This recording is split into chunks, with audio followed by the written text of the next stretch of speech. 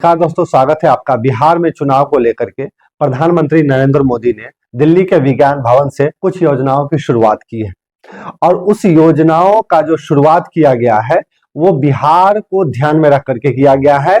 जब आप प्रधानमंत्री नरेंद्र मोदी जी के ट्वीट पर जाएंगे, उनके ट्विटर हैंडल पे जाएंगे, तो बिहार को ज्यादा फोकस किया गया है और उस योजना में पहला जो उसका फेज है उसमें बिहार के पटना और दरभंगा को भी फोकस किया गया है। तो उस योजना पे आएंगे, लेकिन जिस हिसाब से इस योजना को लेकर के बिहार को बहुत ही ज्यादा फोकस में लाया गया है, ऐसा मानो फिर से लग रहा हो जो बिहार की जनता को नासमझ समझा जा रहा हो एनडीए के द्वारा।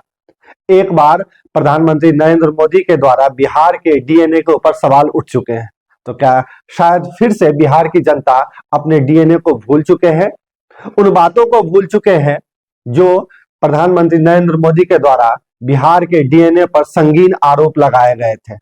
और जिस हिसाब से पैसों का बंटवारा किया जा रहा है, अप्रत्यक्ष रूप से लोकतंत्र में वोट खरीदने की कोशिश एनडीए के द्वारा हो रही है।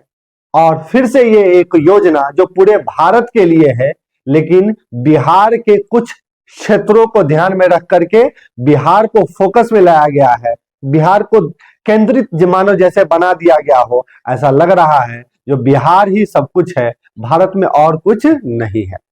और प्रधानमंत्री नरेंद्र मोदी जी इस बार इस योजना के द्वारा फिर से शायद मानो बिहार की जनता को बेवकूफ या नासमझ समझने की कोशिश कर रहे हैं या बनाने की कोशिश कर रहे हैं, ऐसा प्रतीत होता है। आते हैं वो अब उन योजनाओं पे जो जिस योजना की शुरुआत की गई है दिल्ली के विज्ञान भवन से। तो योजना का नाम है पीएम सेतु। क्या होता है पीएम सेतु? तो समझते हैं पीएम सेतु क्या है। इसका पूरा जो फुल फॉर्म है, प्रधानमंत्री skilling and employment transformation through upgradation IITs.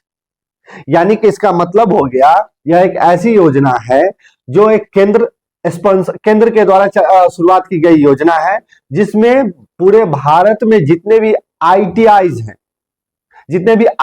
हैं, अभी टोटल 15,000 आईटीआई हो गए हैं, 15,000 से कुछ ज्यादा है। उस आईटीआई को क्या किया जाएगा? अपग्रेड किया जाएगा। यानी कि उसमें कुछ मॉडर्न फैसिलिटीज लाई जाएगी, उसमें स्किलिंग की जाएगी, लोगों को स्किल प्राप्त करवाया जाएगा, वहां मुहैया करवाया जाएगा। और साथ ही साथ वहां पे एजुकेशन और इंफ्रास्ट्रक्चर को थोड़ा अपग्रेड किया जाएगा।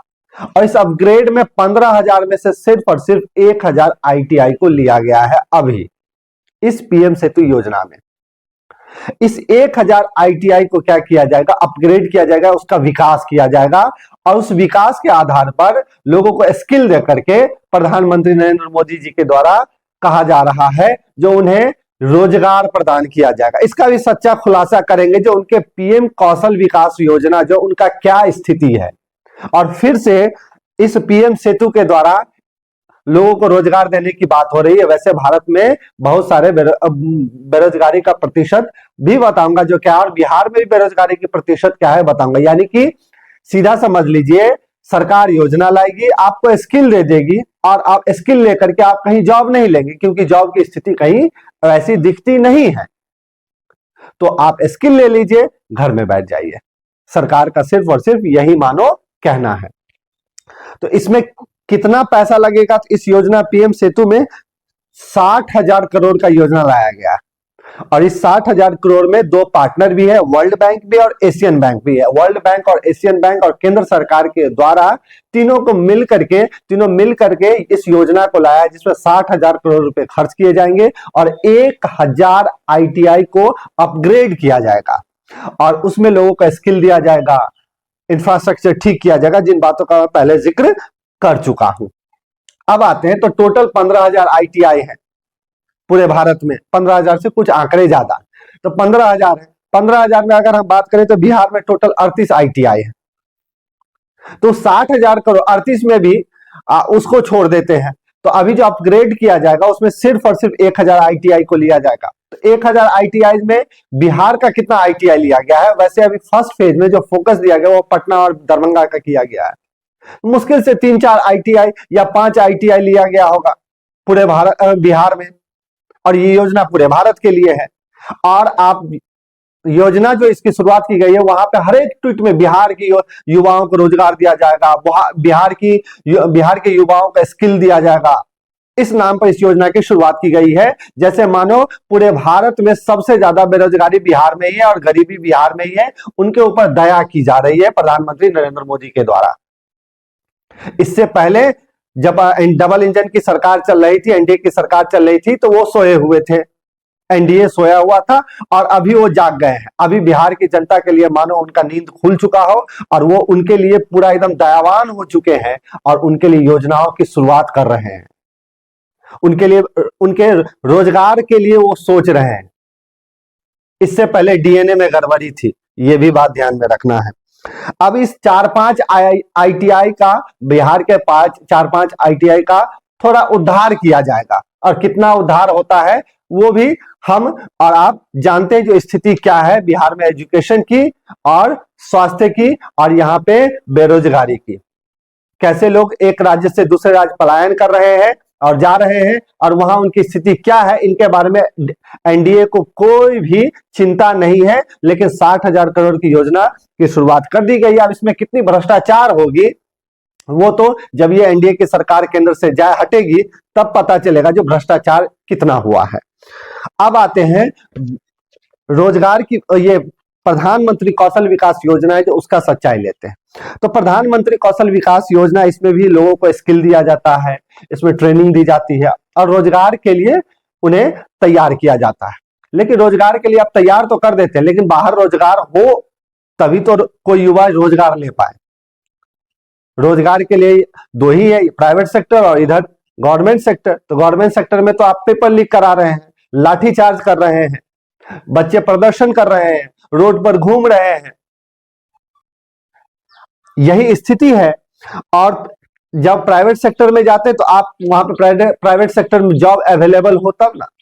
तो आप प्रधानमंत्री कौशल विकास योजना का क्या सच्चाई देखते हैं, तो 2015 से 1.6 करोड़ युवाओं को स्किल दिया गया। ठीक है, इतने युवाओं का स्किल आप कर दिए, इसमें कोई दिक्कत नहीं है।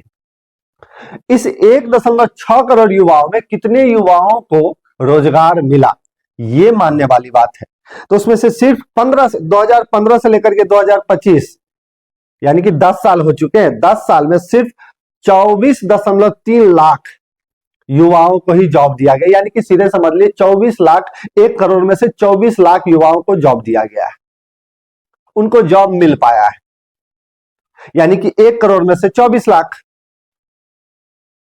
तो 76 लाख युवा क्या कर रहे हैं, जो वो स्किल तो ले लिए, बैठे हुए हैं, उनके लिए रोजगार के कोई अवसर नहीं है, क्योंकि आपकी सरकार के द्वारा अवसर उत्पन्न हो ही नहीं रहे हैं।